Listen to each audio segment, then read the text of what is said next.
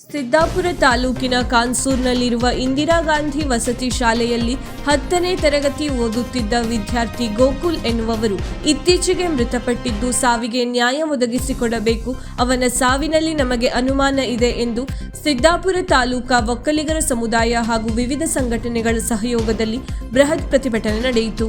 ಪಟ್ಟಣದ ಚಂದ್ರಗುತ್ತಿ ಸರ್ಕಲ್ನಿಂದ ಹೊರಟ ಪ್ರತಿಭಟನಾ ಮೆರವಣಿಗೆ ಶಿರಸಿ ಸಿದ್ದಾಪುರ ಮುಖ್ಯ ರಸ್ತೆಯ ಮೂಲಕ ಹೊಸ ಬಸ್ ನಿಲ್ದಾಣ ಹಾಗೂ ರಾಜ್ಯ ಮಾರ್ಗ ಮೂಲಕ ಅಂಬೇಡ್ಕರ್ ಸರ್ಕಲ್ ತಲುಪಿ ಅಲ್ಲಿ ರಸ್ತೆ ತಡೆ ನಡೆಸಿ ಪ್ರತಿಭಟನಾ ಸಭೆ ನಡೆಸಿದರು. ಪ್ರಮುಖರಾದ ಭಾಸ್ಕರ್ ಪಟ್ಗಾರ್ ಕುಮಟ, ವಿನಾಯಕ್ ಪಟ್ಗಾರ್, ಎಂಟಿ ಗೌಡ, ಮೋಹನ್ ಗೌಡ ಮಾತನಾಡಿ ತೀವ್ರ ಆಕ್ರೋಶ ಹೊರಹಾಕಿದರು. ಮೃತ ಬಾಲಕನ ತಾಯಿ, ನನಗೆ ನನ್ನ ಮಗನ ಸಾವಿನ ಸತ್ಯತೆ ತಿಳಿಯಬೇಕು. ಈ ಹಿನ್ನೆಲೆಯಲ್ಲಿ ಕೂಡಲೇ ಕ್ರಮ ವಹಿಸಿ ಅಲ್ಲಿನ ಅಧಿಕಾರಿಗಳನ್ನು, ಸಿಬ್ಬಂದಿಯನ್ನು ವಿಚಾರಣೆ ನಡೆಸಿ ಅಮಾನತು ಮಾಡಬೇಕು ಎಂದರು. ಪೊಲೀಸರು 1 ವಾರದ ಗಡುವಿನ ಭರವಸೆ ನೀಡಿದ್ದು, ವಾರದಲ್ಲಿ ಕ್ರಮವಾಗದಿದ್ದರೆ ಹೋರಾಟಗಾರರು ಉಗ್ರ ಹೋರಾಟ ನಡೆಸಲಾಗುವುದು ಎಂದು ಎಚ್ಚರಿಕೆ ನೀಡಿದರು. ಸ್ಥಳಕ್ಕೆ ಶಿರಸಿ ವಿಭಾಗದ ಡಿವೈಎಸ್ಪಿ ಗೀತಾ ಪಾಟೀಲ್ ಬಂದು ಮನವಿ ಆಲಿಸಿ ವಾರದೊಳಗೆ ಸೂಕ್ತ ಕ್ರಮ ಕೈಗೊಳ್ಳುವುದಾಗಿ ಭರವಸೆ ನೀಡಿದರು.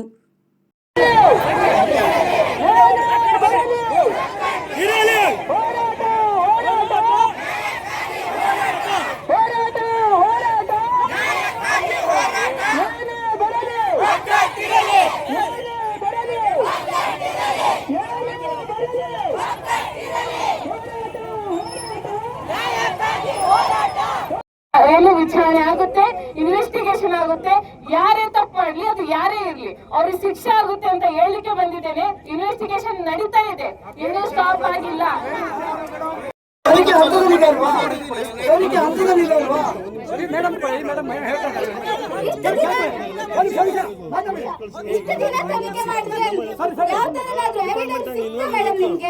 ಯಾವ ನಂಬಿಕೆ ಮೇಲೆ ನಾವು ಹಾಸ್ಟೆಲ್ಗೆ ಹೋಗ್ಬೇಕು? ಬಡ ಪೇರೆಂಟ್ಸ್ ಬಡವರಿಗೆ ಒಂದು ಉಚಿತ ಶಿಕ್ಷಣ ಸಿಗ್ತಾ ಇದೆ ಅಂತ ಹೇಳಿ ನಂಬಿಕೆ ಇಟ್ಟು ನಿಮ್ಮೆಲ್ಲ ಅಧಿಕಾರಿಗಳ ಮೇಲೆ ನಂಬಿಕೆ ಇಟ್ಟು ಕಳಿಸ್ತಾರಲ್ವಾ ಮೇಡಮ್? ನೀವು ಎಲ್ಲಾ ಮುಗಿದ ಮೇಲೆ ರೆಸ್ಪಾನ್ಸ್ ಮಾಡಕ್ ಬರ್ತೀವಿ ಅಂತ ಹೇಳಿದ್ರೆ ನಮ್ಗೆ ಯಾವ ತರದ ರೆಸ್ಪಾನ್ಸ್ ಸಿಗ್ತದೆ? ನಾವ್ ಯಾರನ್ನ ನಂಬ ಹೋಗ್ಬೇಕು ಮೇಡಮ್? ಇಷ್ಟು ದಿನ ಯಾವ್ದಾದ್ರು ಎವಿಡೆನ್ಸ್ ಸಿಗ್ತಾ ಮೇಡಮ್ ನಿಮ್ಗೆ?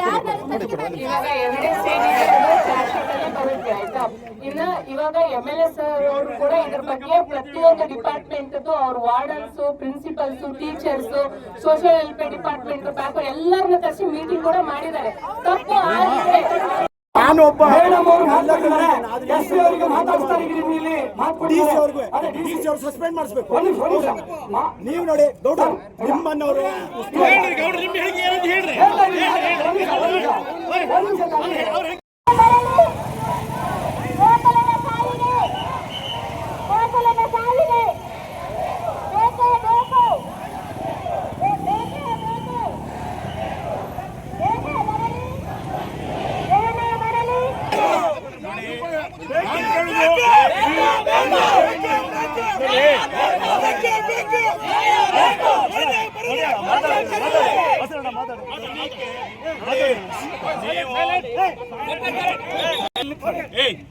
ಪೊಲೀಸ್ ಇಲಾಖೆಯವರಿಗೆ ಮನವಿ ಮಾಡ್ಕೊಳ್ತೇನೆ, ನಮ್ಮ ಸಾವಿಗೀಡಂತ ನ್ಯಾಯಕ್ಕಾಗಿ ಹೋರಾಟ ಇರೋದನ್ನ ನೀವು ತಡೆಯಲು ಪ್ರಯತ್ನ ಮಾಡಬೇಡಿ.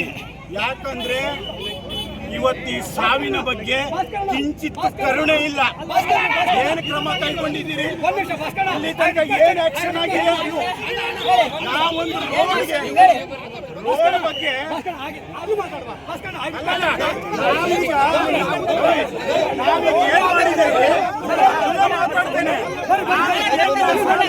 ವೀಕ್ಷಕ ಮಹಾಪ್ರಭುಗಳೇ, ನಮ್ಮ ಚಾನಲ್ ಅನ್ನು ಸಬ್ಸ್ಕ್ರೈಬ್ ಮಾಡಿ, ಶೇರ್ ಮಾಡಿ, ಪ್ರೋತ್ಸಾಹಿಸಿ.